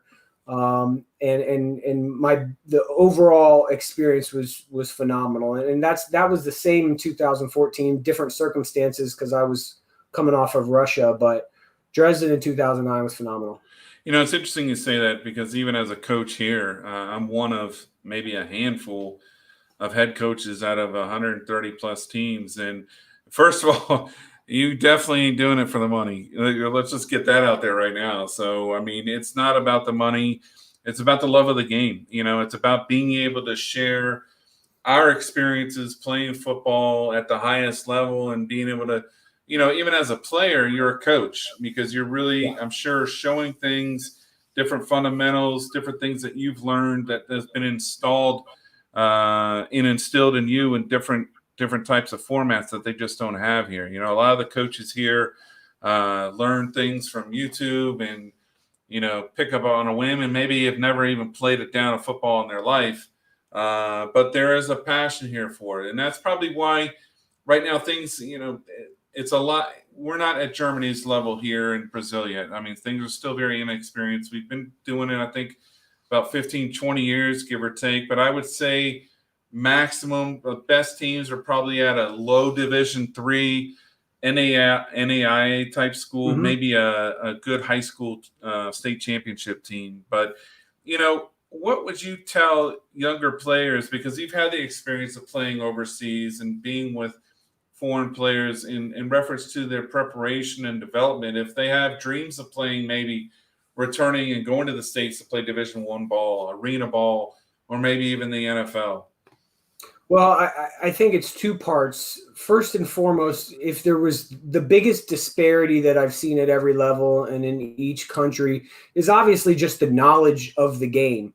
And certainly you're going to be taught at the collegiate level, right? And not everybody coming out of high school in America is well coached. If they're talented enough, you will get coaching. But the more that you can do to truly understand the game, understand little nuances, what are hot routes and basic fundamentals, like that's a really good place to start. And it's really, the fundamentals are some of the only things you can do in football without other people around. Right. And it sounds really boring, I guess, fundamentals, but it's just key. You can't move on to the next thing without it.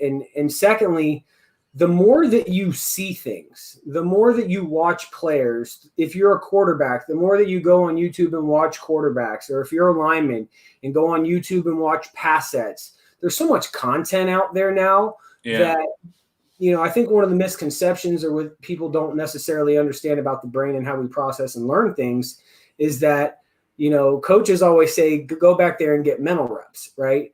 But the brain is processing that experience the same way as the person that's actually experiencing it. You're laying maps down on a network level in your brain to be able to recall. And so I would get as much mental reps as possible. Do the same thing that Kobe Bryant said he did when he was living overseas, which was watch Michael Jordan all day, every day.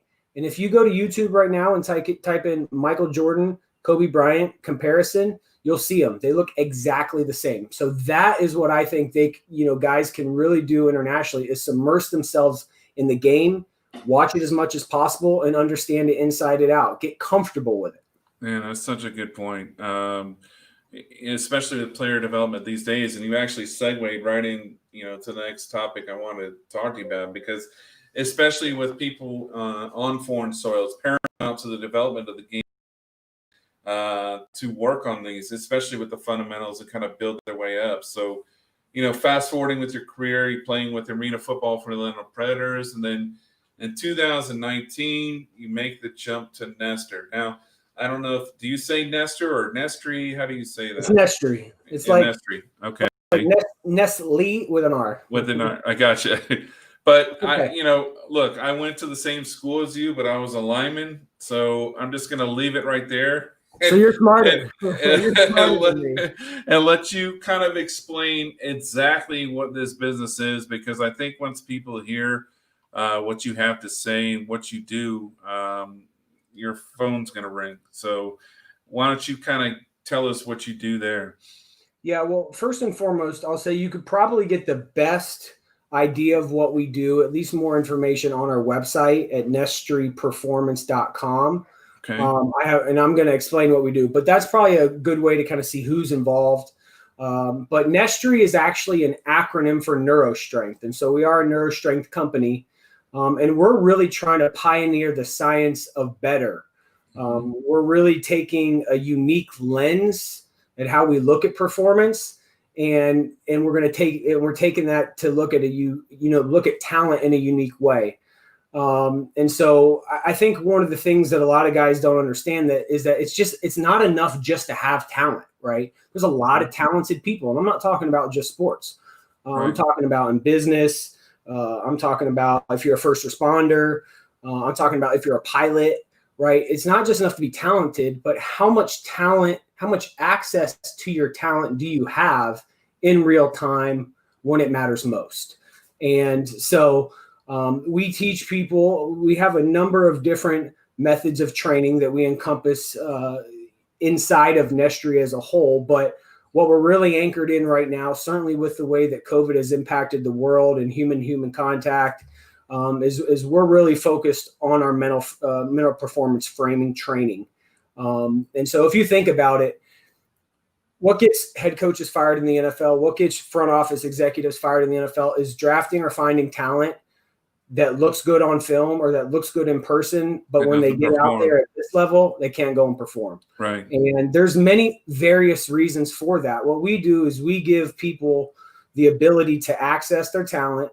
And if they feel like while they're playing, they are not at their best potential or at their peak performance, we give them the tools and build in the strategy for them to walk that down in real time to use to get natural forming chemicals that our body provides to essentially move you in the right direction. A small example would be me framing in real time. I throw an interception, I go to the sidelines, and I have a built-in process for how I'm going to build momentum again. And I'm doing these things to create neurostimulation, dopamine release, and there is a whole science to how we perform from a cognitive level. And so we bring a number of different techniques. Dr. Tommy Shavers, our CEO, who is a brilliant man. He was a cornerback at UCF from 1998 to 2001 corner.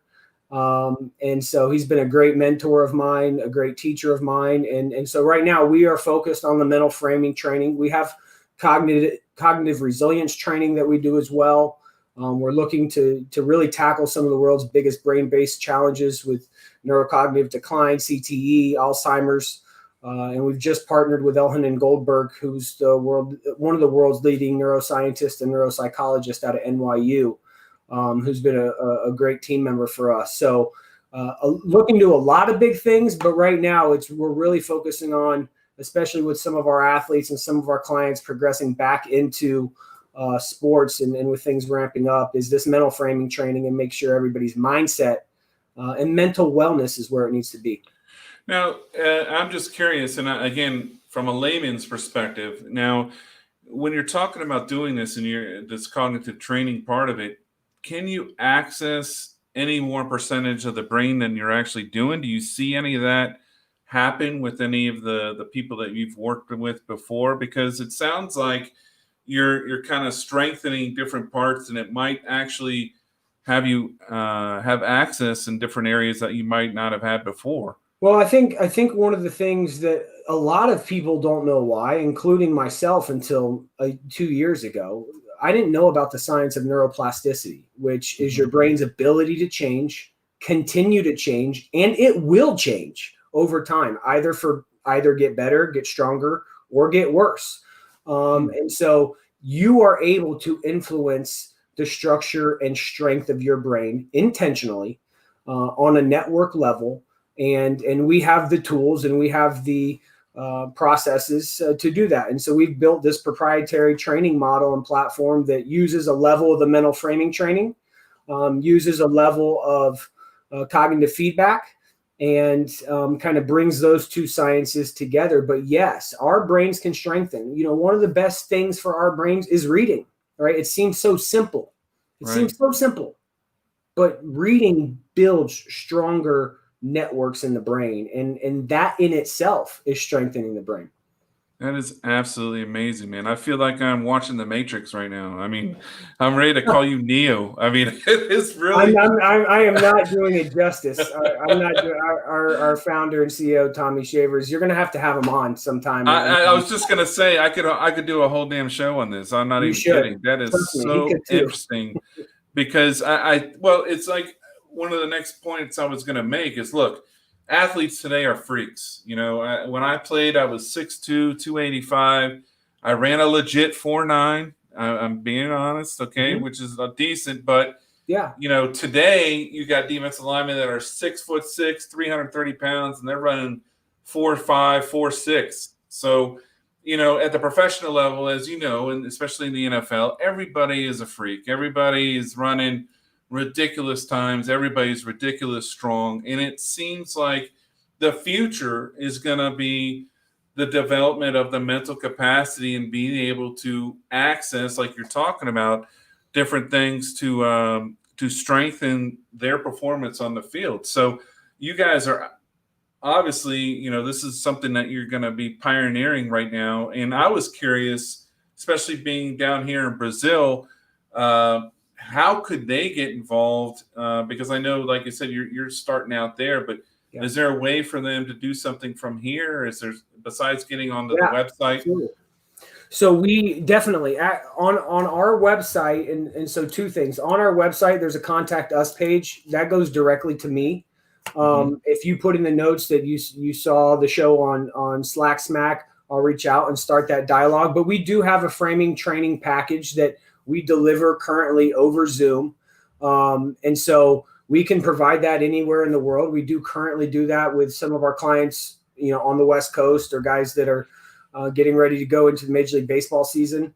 But, we'd absolutely be willing to work with anybody that's down there. As a matter of fact, I was going to mention on this show, I'd love to put something together where we could, have a conference with all the Brazilian American football players, come on and do a framing training session together and at least do some education about being able to kind of harness your own potential. And more importantly, and I'd be very careful about how I frame this, we are a performance company, but whether you're rehabbing a knee or your knee is healthy along the way, it's all performance. You're getting back up to performance. And so we're really harnessing these to create cognitive resiliency in athletes. When you think about head trauma and what we've seen with neurocognitive decline and CTE across the country, these are not, we are not making claims, but we know that the more cognitive resilient you are and the more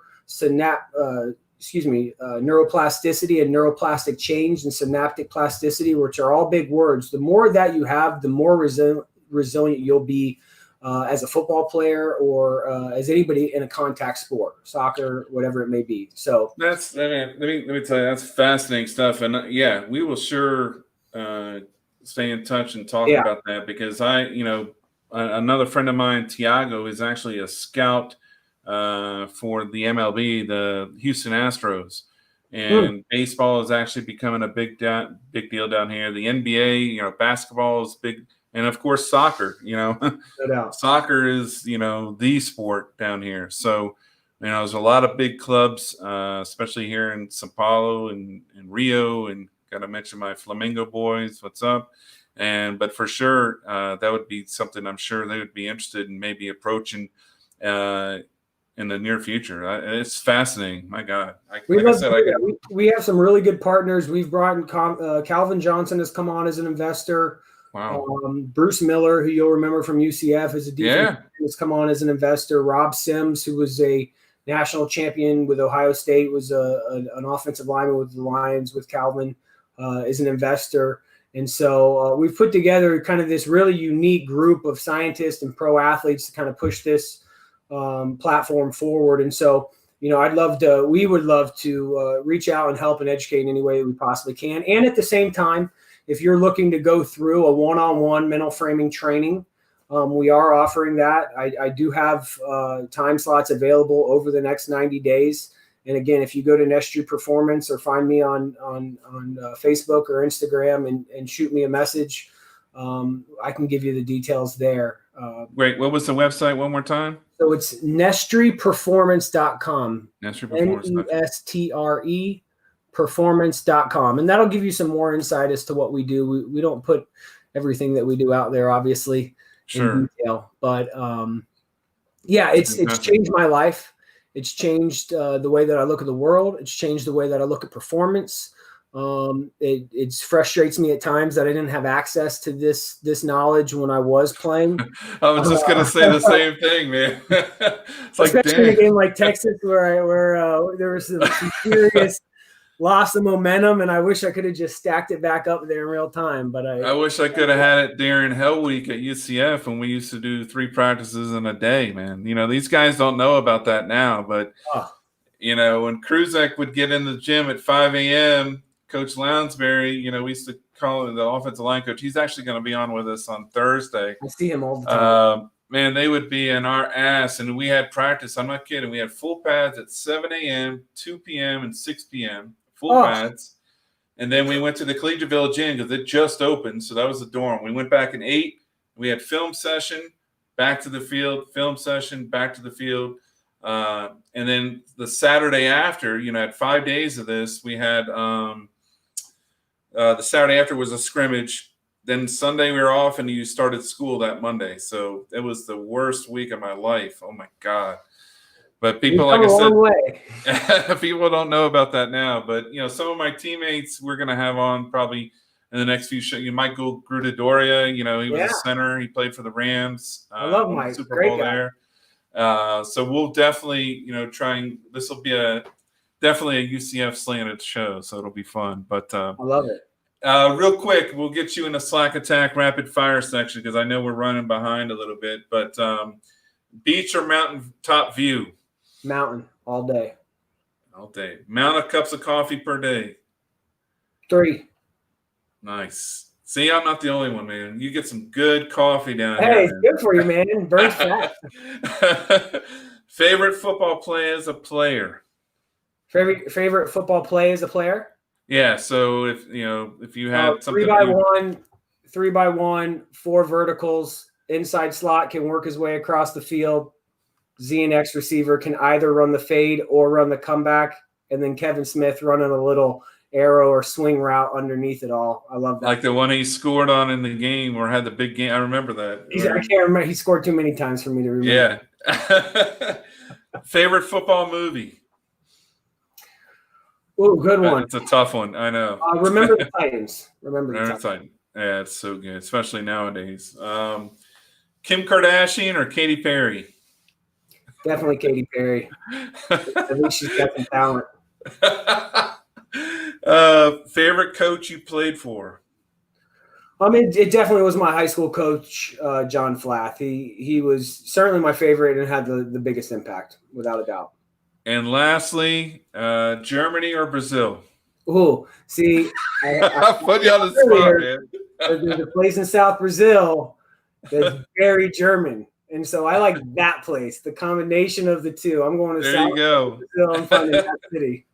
That's awesome, man. Well, hey, listen, man, I couldn't thank you enough. Like I said, this is the first edition of Slack Smack, and it was really an honor to have you on. Like I said, my brother says hello. I talked to him again this morning, so thank you, he was really happy to have you coming on. He's going to come on probably in a couple of weeks. He's right in the middle of the high season, obviously, right now with all his camps and stuff. So I know he's super busy with that, but we'll have him on here in a couple of weeks. And he provides extremely powerful tools to young men across the country, not just physically, but his spiritual approach and the mentality that Darren has was certainly second to none. And I can tell you, I know my dad's watching right now, and he was very thankful that somebody at some point told him about Darren. So I want to reiterate that, because I can't say how impactful he was at a time where I just didn't know how to play the position. Yeah, he had the same influence on me, man. He trained me coming out my junior and senior year in high school. I had to change my body and change everything that I did, and I'll always be grateful for that. And he's actually helped me a lot with the development of this show and stuff as well. Good. So he's always been in my corner, and he'll be really happy to hear that, I'm sure. And if he's not watching already, I think he's watching this now. So what's up, man? I'm still prettier than you, okay? I'm a lineman, but I'm still stronger too. All right. It's all good. But hey, man, it was a pleasure having you, like I said. And, hopefully let's stay in touch and we'll talk about doing some things down here. That'd be fantastic. And it was really awesome to hear your story, and we'll go from there. Hey, man, listen, sometimes the hardest thing is just getting one of these things going, and then it takes off. And a lot of people don't have the guts and balls to do it. So kudos to you guys for getting this thing off the ground, and best of luck moving forward. Yeah, I couldn't do it without Emery and Matt, man. They're my angels right now. So, and Henan.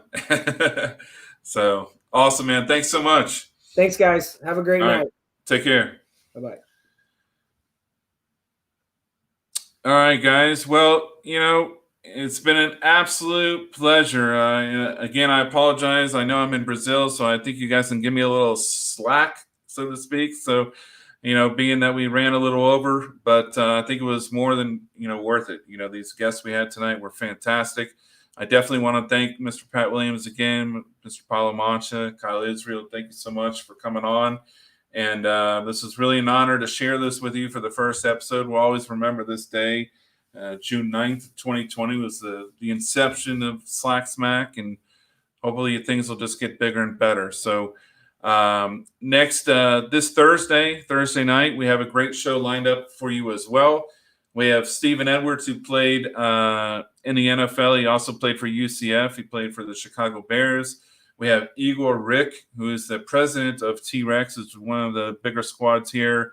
They actually went to the final of the BFA, which is the Brazilian League, last year. So it's a super team, super organization. We're really excited to talk to him. And then Paul Lounsbury, who was my coach at University of Central Florida. So I'm sure he'll get to tease me a little bit about my awesomeness as a player. And we'll have a lot of fun with him. He's been coaching several years, and really was responsible for recruiting a lot of the good athletes as well that came into Central Florida. So I'm really excited to talk to him. So Tuesdays and Thursday nights from 8 p.m. Brazil time to 9:30 is our normal schedule, which is 7 p.m.